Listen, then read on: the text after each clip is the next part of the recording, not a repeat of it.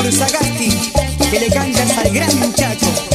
Cuando le cantas a los arroyos y los ríos, tu canto llega al mar.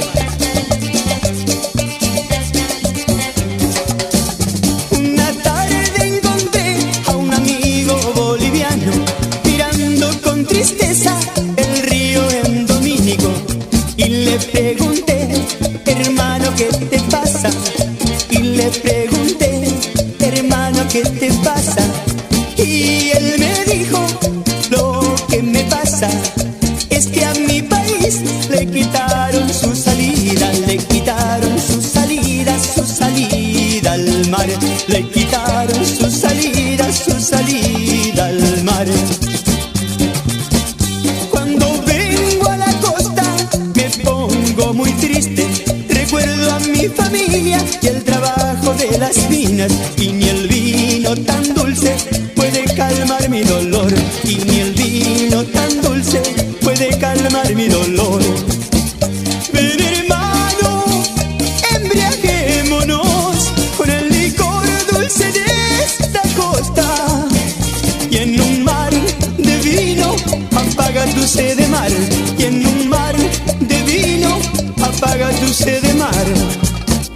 Y contigo yo apagaré toda mi sed de Malvinas. Mientras tanto, hermano, te presto yo mi mar. Mientras tanto, hermano, te presto yo mi mar. Y si algún día, quizás, Latinoamérica es una sola, hermano boliviano, mi mar será tu mar.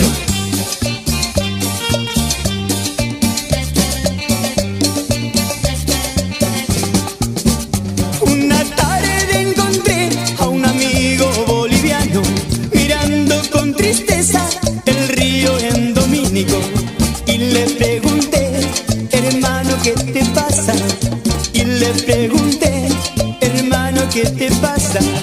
Y él me dijo, lo que me pasa es que a mi país le quitaron su salida, le quitaron su salida al mar, le quitaron su salida al mar.